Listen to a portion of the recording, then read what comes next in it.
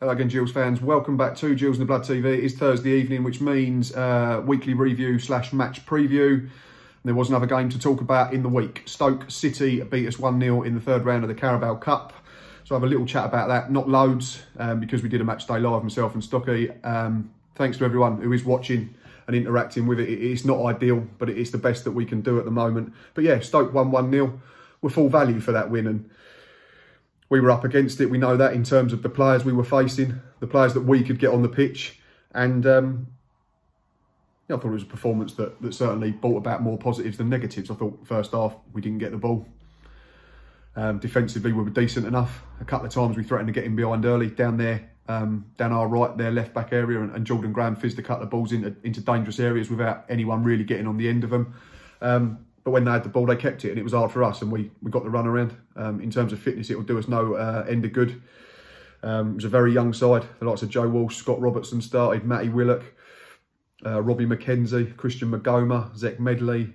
Conor Ogilvie was our oldest player in the back five. John Akindi was the old man of the team at 31. Aside from that, there was no one older than 25, I don't think, in the starting 11. Yeah, defensively, it was probably our best performance against probably the side that's kept it the best against us all campaign so far, and slightly disappointing the goal, but I'm not going to dig anyone out too much. Sometimes you have to say it's a good ball. Maybe the centre-backs could be closer together, but Christian Magoma and Zech Medley generally done all right in open play, and they've not played together as a pair a lot, so that's bound to happen. In terms of the players we were up against, their front three was Lee Gregory, the scorer Tyrese Campbell, and James McLean to start with, and then they brought on Stephen Fletcher second period. So that's two full internationals in that 4-2 that have played in the Premier League plenty of times, and we knew it was going to be a tough ask, and I think we ended up with about 28 possession over the 90 minutes, and the big thing for me was that when we had it though, we did still try to play. There was a tendency later on to maybe go back to front a bit quicker, but that's because we were trying to get balls into dangerous areas, and we had Verdane Oliver and John Akindi on, but that's the nature of the beast when you're chasing a cup tie. But on the whole, I thought when we did get it down, we tried to get it into some good areas. Like I say, we worked some space down their left back area or their left wing back area early on, without really troubling their keeper. And we got it down and tried to ping it about, and that's testament to the boys and the work that they put in on the training ground, I imagine. And I said at the time that the little mini cup run's been good. It served a purpose. We've probably been able to use it as an extended pre-season where we can experiment and rotate and get minutes into the legs of those that are not playing in the league. And but it'll do us no harm being knocked out. It's not a competition we're going to win, and it now gives us, you know, a free week next week from Saturday to Saturday between Blackpool and I think Shrewsbury. But yeah, in terms of standouts for us, I thought Joe Walsh was really, really good on what was probably the biggest game of his career so far. I know he's played against teams in the Checkatrade or the Leasings.com, but this was probably his biggest fixture in his career, even if there isn't a crowd. It's an ex-Premier League ground, it's an ex-Premier League side, and he had to be alert to everything, excuse me. Done everything right when he was called upon, made a couple of good saves, distribution was fine. In front of him, I thought Robbie McKenzie was really, really good at right back, and then decent as well when he moved into the middle of the park late on when we shuffled the pack a little bit. So that'll do him no end of good as well. And Scott Robertson, we keep saying, looks a real find. Bites in the tackle, works hard off the ball. Positionally looks decent. He's good with it. He's got two good feet and he likes to play, and could be a real asset as the campaign progresses. But yeah, that's probably enough about Stoke. We'll move forward now. As we take on this team at the weekend.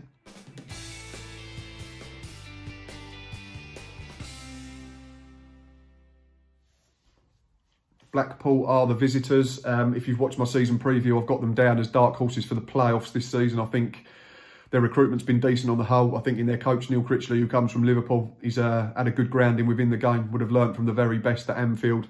And yeah, they've had a similar start to us. But before we get into form and players and individual battles, etc., I'm going to leave you in the hands of John, who runs the Seasiders podcast. He's going to talk to you for a few minutes regarding all things Blackpool. Hi, Gills fans, it's John here from the Seasiders podcast. I'm just getting in touch to give you a brief overview about Blackpool with the upcoming game this Saturday. Yeah, we're from the Seasiders podcast. It's Blackpool FC fans podcast. We've been for about 10 years, so I like to think I know a little bit. So here goes. So we've been asked to first talk about transfers.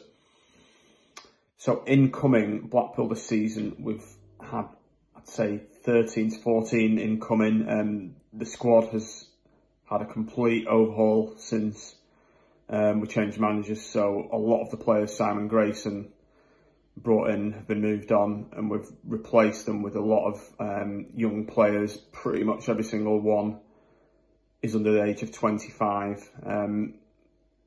Highlights that have come in are CJ Hamilton from Mansfield, Keshi Anderson from Swindon, Jerry Yates from Rotherham.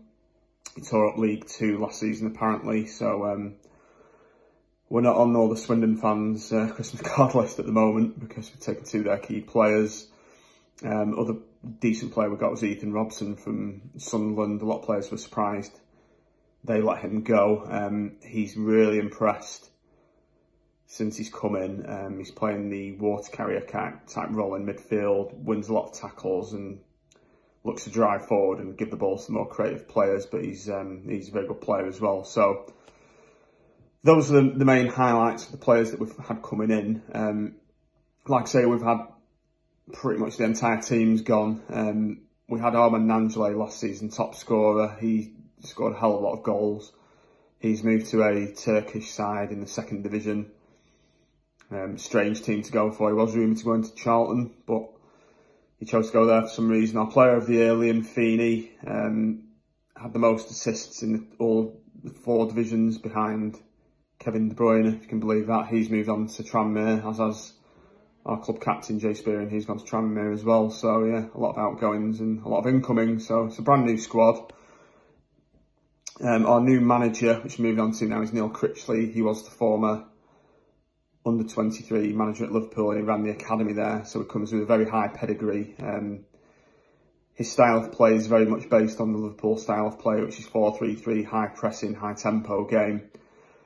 So what you'll see on Saturday is obviously not Liverpool, but you'll see a similar style to what Liverpool play, which is the complete opposite of our style of play last season under Simon Grayson, which was dinosaur-esque, I would describe it as. He just set out games to not lose, maybe snatch a goal here and there. 0-0s, 1-0s was his modus operandi. And it really didn't go down well with the fan base because it was really negative football, and it was excruciating to watch at times. So we're all really glad he's gone. And we're really glad we're going in the right direction with Neil Critchley. We got our first win under his belt last week against Swindon. We beat them 2-0 at home.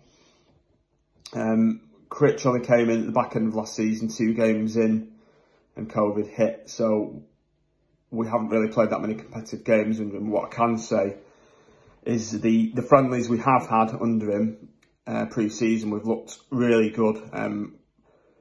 High tempo, high pressing. We look to move the ball around fast, get it up to the strikers and play out from the defence. So that can cause problems in our defence. I'd say that's our weak point at the moment. We do look a bit shaky at the back. So if you can, particularly from set pieces, so I don't want to give too much away to your strike force, but if you get a lot of crosses in from corner set pieces, that's kind of our weak point. So if I was an opposing manager, I'd look to exploit that if I could. I know Steve Evans probably will. He'll be clued up on that.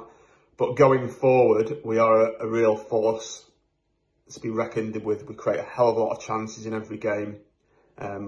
We do look to play quick on the break and get that ball moving forward and get it into our striker. And CJ Hamilton this season, he's been a revelation since he signed. So you really do need to watch out for CJ, because he's got pace to burn, gets shots away quick, and he's very accurate at shooting so far. So you need to look out for CJ. So I've been asked to give the lineup and score. All I'll say is it'll be a 4-3-3. Pretty sure of that. As for the score, I'm going to go for a score. So last time I went to Gillingham, it'll have been in the early 90s, so your fans of a certain vintage may remember this game.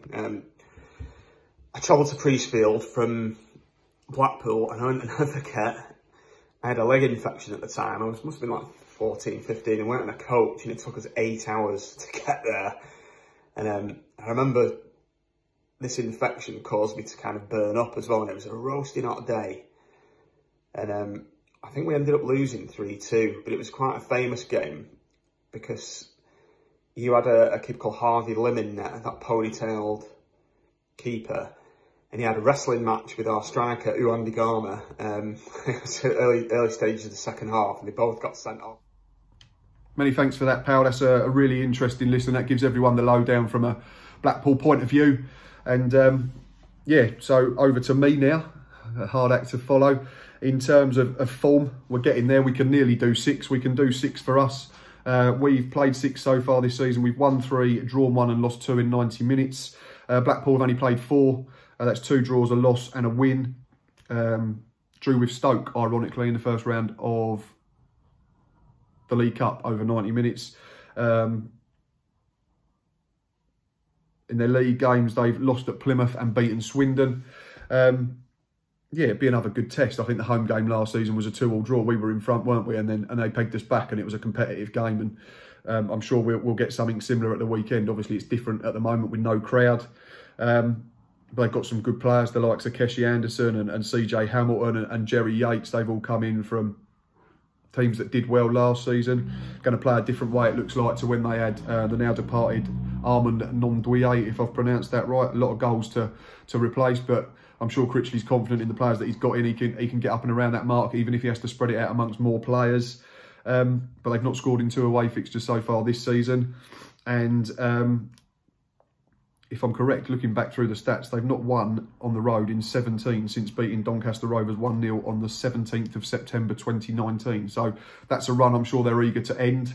In terms of us at home, we've only had 2 defeats in the league since November after Rotherham. That was Hull City in the last game that we played in the league at the Priestfield, and obviously Wimbledon, which was the last home fixture before the pandemic struck and everything was locked down. Obviously, in terms of us, team news, we know Stuart O'Keefe and Carl Dempsey are out with, well, 1 long-term injury and 1 season-ending injury. So you're looking at 6 weeks at least, we've been told, for Dempsey, and the whole season's done for Stuart O'Keefe, sadly. Matty Willock, I'm sure, is a doubt. Steve Evans' press conference will be Friday this week, I'm sure, because of the Wednesday game. But I'd imagine there'll be a doubt over him. I imagine there'll be a little doubt over Jack Bonham, although I was more hopeful after listening to Steve after full time last night. So for me, if Jack Bonham is fit, I'd go Jack Bonham in goal. A back 4 of Ryan Jackson, Jack Tucker, Christian Magoma and Connor Ogilvie. Bring Josh Eccles back in to partner Scott Robertson at the base of midfield. And then I'd go with the front 4 of Jordan Graham, Jacob Mellis, Trey Coyle behind for Dane Oliver. Substitutes for me would be Joe Walsh, Zach Medley, Robbie McKenzie, Matty Willock if he's fit, if not Henry Woods, Alex McDonald, John Akindi and Dominic Samuel, who arrived in the week. Really good signing that, I think. It's a different type of striker to what we've got. We've seen him before at the Priestfield when he was on loan at the start of 15-16 season, scored 7 in just over 20 appearances. He's had a good spell at this level with Coventry previously. I think he got 6 in 13. It's a decent backup striker at Blackburn. That's probably what he was. That's no disrespect to Dominic. He was up against a lot of good players, the likes of Danny Graham, but he played his part in the promotion season when they got themselves out of this division a couple of campaigns back. And he did play plenty after the restart in the Championship from wide areas as well as centrally, which was interesting to see. So maybe that gives him some flexibility in terms of where he can feature and how we can set up when he does play. But certainly wouldn't start him against Blackpool. I think from the bench probably is the best way we can ease him in. Hopefully get him on. Right, that is probably enough from me this evening. Thanks again to John from the Seasiders podcast for his thoughts. It is much appreciated. I will leave you with my score prediction. Based on what I've said, I am going to go for a final score of Gillingham 2, Blackpool 1. My goal scorers, I'm going to say Verdane Oliver and Trey Coyle. Likely be a Jordan Graham assist in there as well. Right, thanks for watching. Thanks for listening. As always, you know where we are. Appreciate all the views on the channel in the week. It's been busy. Obviously we had the match day live last Saturday. Then we had Monday review. Then there was a bonus edition for Dominic Samuel fan reaction. video. There was a match day live Wednesday. So there's been plenty going on. So I appreciate everyone who's taking the time to watch it while you're busy throughout the week. Hopefully do some sort of match day live on Saturday with Boz if he's coming round to see me. And then we'll be back Monday, hopefully speaking about another 3 points. Enjoy your weekend. Enjoy the game Saturday. Hope you've all got your codes. Until next time, up the Jewels.